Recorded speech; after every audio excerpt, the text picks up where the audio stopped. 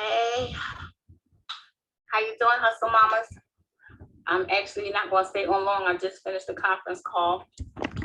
Actually, I finished quite a few things. I had a 1 o'clock radio TV interview that ran, and then I had a 2 o'clock conference call, but I'm supposed to be in a 2 o'clock class workshop. And yes, I go to classes too. I teach classes, I host classes, but I am a student. You know, as a teacher, I have to be a student because I have to learn the new things going on. I have to stay up with trends, technology. I have to improve myself and better how I deliver business. And that's the one thing we must never be afraid to do, is to learn and have someone teach us. If you can't be humble enough to glean from someone else, if you cannot be humble enough to see the value in someone being able to deliver something to you, then you can't lead anyone, because the true leaders are people who understand that leadership is about service. It is about providing a service. It is about serving humanity. It is about sharing your gifts. Okay, so let me tell you something, and I'm really excited.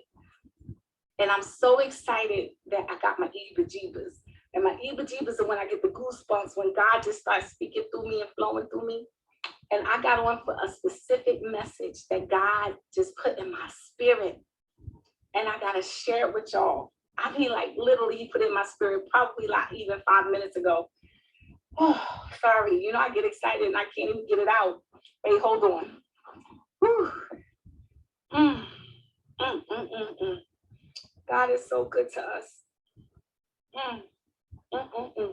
God, we are so blessed. Oh, we are so blessed. The reason why I can't speak when God is speaking is because we can't speak at the same time, because the message is so powerful, because his love is so powerful. And when he starts dropping those things in my soul, and let me tell you, okay, so that's what alignment and connection will do. It'll have you speeding like electromagnetic. Okay, so here's the lesson. The lesson is, if God gives you a vision, and God gives you a gift, and if God gives you a task, and there's something in your spirit that you're supposed to do, you do it. I want you to do it. Don't think about it. Don't labor over it. Don't have a whole bunch of anxiety about it. Don't overanalyze it. I want you to stop what you're doing and do it. Because I'm telling you that anything that you have been given to do from your soul, from your spirit, is for an appointed time. And the issue is, we think it's for right now. It's not always for right now. Sometimes it's for then. You know, in the future. You just gotta do it though. Because if you do it, then you're ready when the opportunity presents itself. And when God opens the door, you can walk in it and your bags are packed and you're ready. You're ready to meet that thing head on. And you don't have to go home and get ready. You don't have to go home and pack your clothes and pack the bags, because the bags are packed. Because you pack the bags based on the vision, based on the voice, based on the whatever you were given to do. Let me tell you something. I just had a call, a power call. And the guy called me for some other reason. And I was going to brush him off and blow him off, but I did it. And let me tell you how the world works. He called me and I said, listen, I'm getting ready to go on a radio interview. I can't talk to you. I thought our call was at 2 o'clock. He said, oh, my bad. I'm in a different time zone. Maybe it was. Maybe it got confused. I said, okay, call me back at 2 o'clock.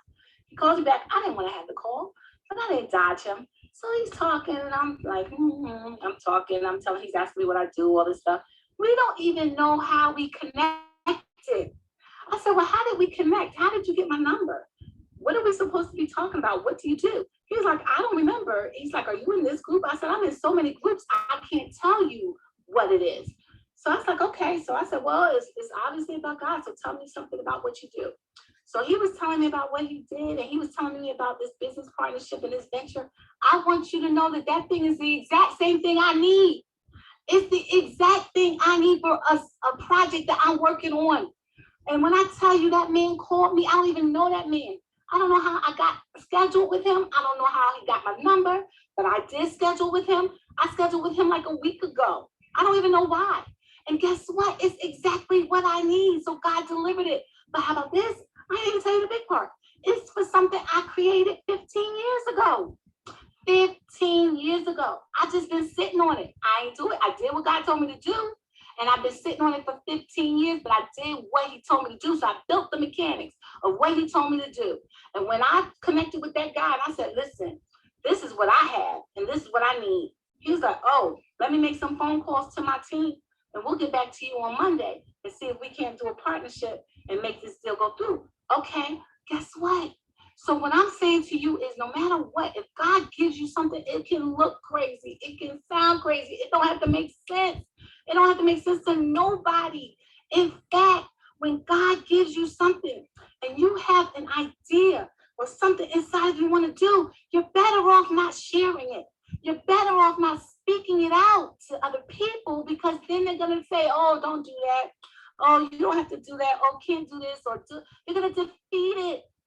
You're going to shoot it down. So keep it to yourself and just work on it. Just do it. Just in the quiet of your home every night, every weekend, just a little bit. If you can't afford whatever it is you're supposed to get, just put away a little dollar in a jar. Just collect until you can get it. Because I'm telling you that anything God gives you, anything that's in your spirit and in your soul to do, is for an appointed time. And he's a God of timing, not of time. You don't know when it's going to catalyst. Okay, that thing I did 15 years ago, this guy calls me. I don't even know how he got my number. We did connect. I did give him my number. I did schedule with him. He calls at the wrong time. I'm trying to blow him off and I don't. And then we talk and he's the exact thing I need. That means it's an appointed time and appointed purpose.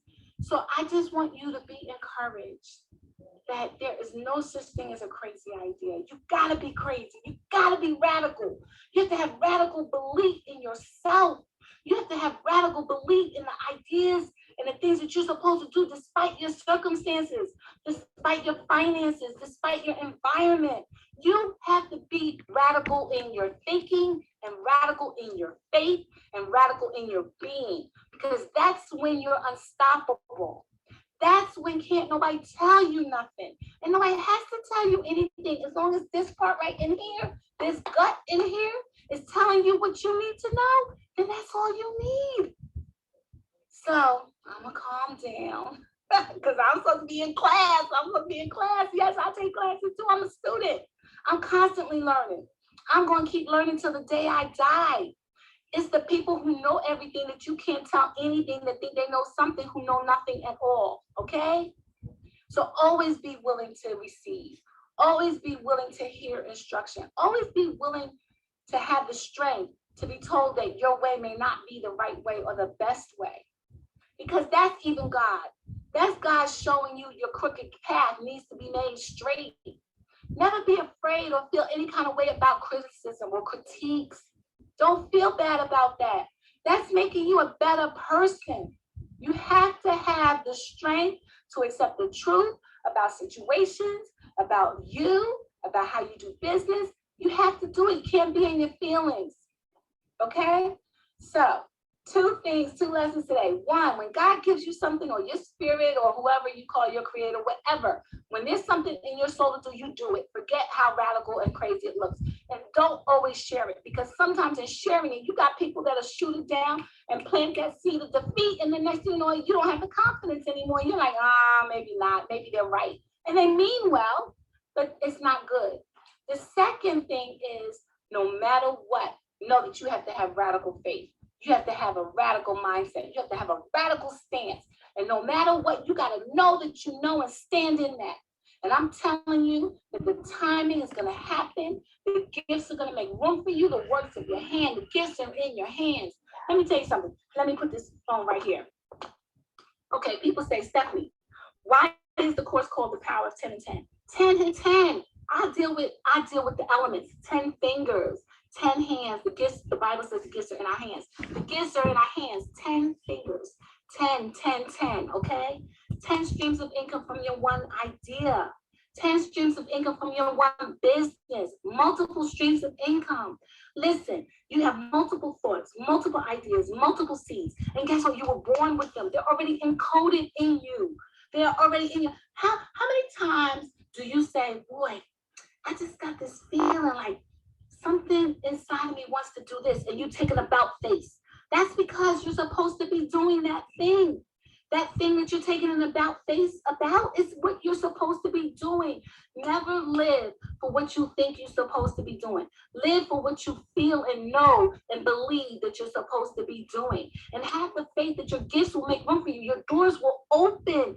You won't have to do anything. Just be. Just be. Just walk in it. Just know it. Just believe it. I'm telling you. Listen. Thank you, Jesus. Listen to this. Blessings don't come to us after we have the faith. We have the faith that the blessings are there, and then that's when it happens. So let me explain it, because I know that sounded confusing, but it made sense in my head. Okay, so the blessings don't come and aren't ignited after your faith. Okay, the blessings are already there, waiting for you to walk into it. So it's like, okay, if you have the faith, the blessings will come. No, we have the faith that the blessings are there already. That is what faith is: the substance of things hoped for, the evidence of the unseen. If it's the evidence of what's not seen, then that's telling you that faith is the evidence. Faith is the proof. Evidence means proof of the unseen. That means it's the proof of what's not seen, but what is. Okay, so even though you can't see it, that doesn't mean that it isn't. If you can't see it, it doesn't mean that it won't be. It already is. You are who you are. Like, for example, my name is Stefany. I was Stefany before I was here. I was already Stefany. I was Stefany before I was born, because Stefany was who I was going to be called to be. If you have something inside of you that you have calling you to be, then be that thing, because you were supposed to be that thing all along. You've been that thing all along. All you got to do is walk in it. And let me tell you something. You are not supposed to suffer. You are not supposed to be in pain. You are not supposed to have anxiety. You are not supposed to have lack. This world is a world of abundance. I don't care what's going on outside. I don't care what is going on in our environment. Y'all want to stress about the COVID? Go ahead. I'm not with y'all.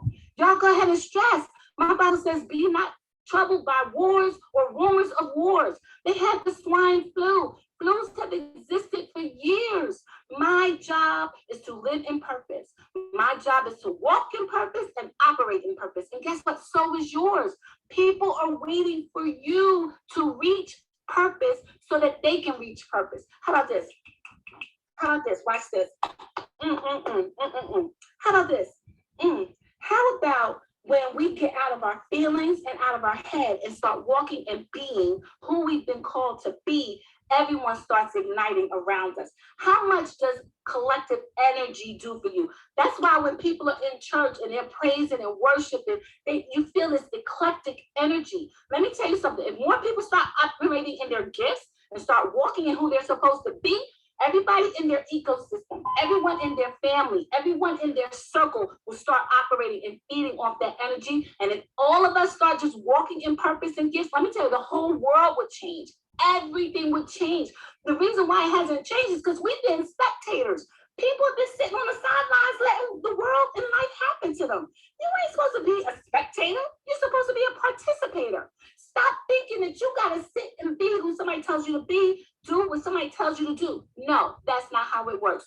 You be who you're called to be, you do what you're called to do, and you let God take care of the rest, and He will. That's what it means by walking on water. I walk on water every single day. Every day, I'm walking on water. I'm so hyped, and listen, and all this excitement comes without any additives, if you know what I mean. I'm so excited. I mean, life, I'll be like, oh. And I'm so excited for my group. I'm so excited for my tribe. I'm so excited for the women. Guess what? We got men that want to join the group.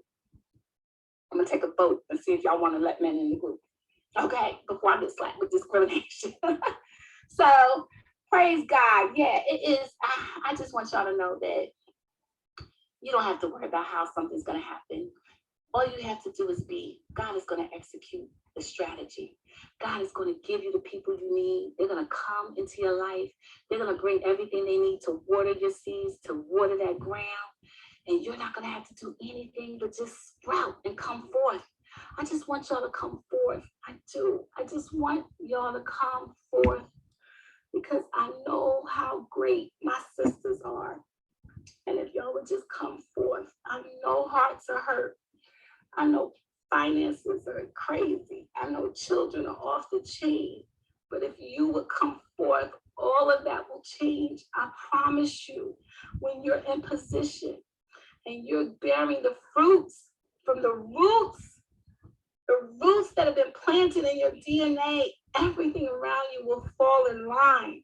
I have rebellious children. Let me tell you, they're my best friends now. You just got to keep holding on and be steadfast and be of good courage. You have to know that this too shall pass. And you got to be diligent about your business. Let me tell you something. Everything changed for the whole planet 3 months ago, 2 months ago, whenever it was. I've been getting ready for this for 10 years. Didn't even know what I was getting ready for. I didn't know what I was getting ready for. I was just doing what God told me to do. And guess what? I wasn't obedient. I wasn't always obedient. I procrastinated.